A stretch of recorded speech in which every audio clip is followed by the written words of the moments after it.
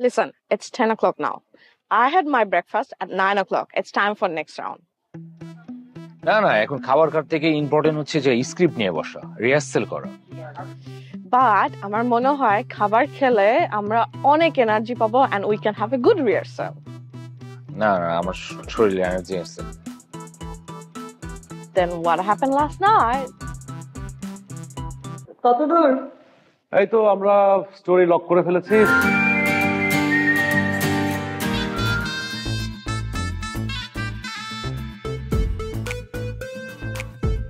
Hey, are you okay? Hello? Are you still thinking about last night?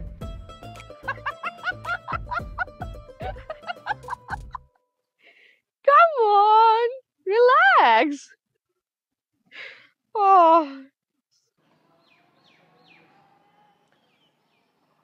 আমার previous কোনো experience নাই তো।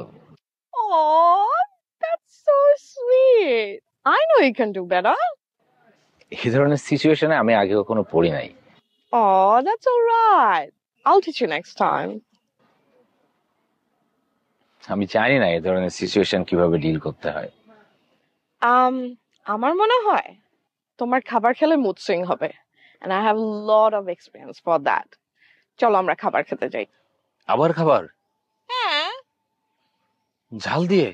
I love ঝাল। না না না, কোনো দরকার নাই। Listen, it's 10 o'clock now. I had my breakfast at 9 o'clock. It's time for next round. না না, এখন খাবার খাওয়ার থেকে ইম্পর্টেন্ট হচ্ছে যে স্ক্রিপ্ট নিয়ে বসা, রিহার্সাল করা। But আমার মনে হয় খাবার খেলে আমরা অনেক এনার্জি পাবো and we can have a good rehearsal. না না, আমার শরীরে এনার্জি আছে। Then what happened last night? Okay. Let's go for a rehearsal. Let's go. আচ্ছা, আমার মনে হয় রিহার্সাল করতে করতে কিছু খাবার কিনে নিয়ে গেলে হয় না? না না, রিহার্সালের সময় খাবার খাইলে কনসেন্ট্রেশন ব্রেক হয়। বাট আমার মনে হয় খাবার খেতে খেতে রিহার্সাল করলে it will be better.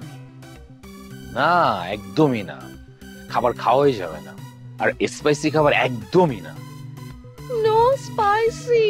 Oh, so boring.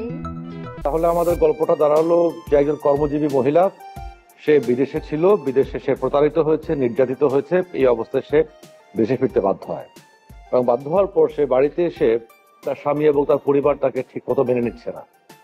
আর গ্রামেও সামহাও রটে গেছে যে বিদেশে সে নির্যাতিত হয়েছে। তো এরকম একটা সামাজিক অবস্থা থেকে আবার সেই দালাল মানে যে তাকে বিদেশে পাঠিয়েছিল তাকেও খুঁজে পাওয়া যাচ্ছে না। এরকম একটা ক্রাইসিস থেকে আমরা আমাদের স্টোরিটা ডিল করতে চাই। তোমার কাছে কি মনে হয়? আমার কাছে সব ঠিকঠাকই মনে হচ্ছে। আমি আগে স্ক্রিপ্টটা শেষ করি, তারপর তোমার কোনো ইনপুট থাকলে সেটাও অ্যাড করা যাবে, কোনো সমস্যা নেই। আমি এই জায়গায় একদম কিন্তু রিজিড না।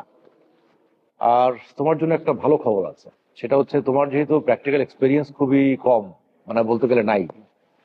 আমাকে সেদিন লাবলু ভাই ফোন করলো, সালাউদ্দিন লাবলু, চেনো তো?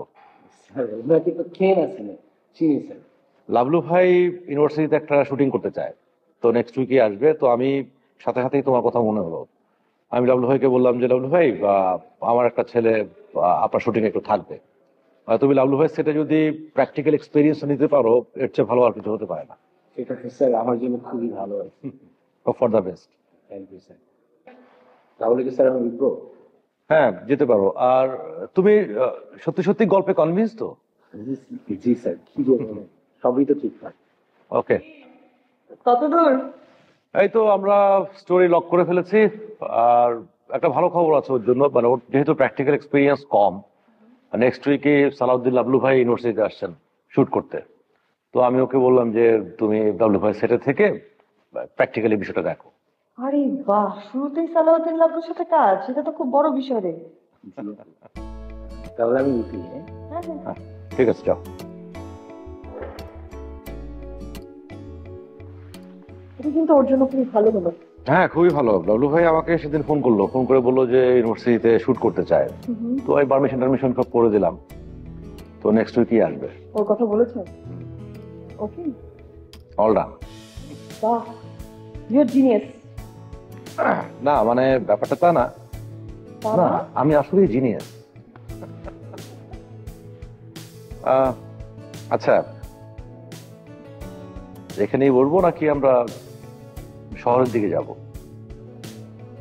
শহরে হুম, এখনই যাবে? হ্যাঁ মানে আমাদের যেহেতু কোনো কাজ নেই, হাতে সময় আছে, তুমি আছো।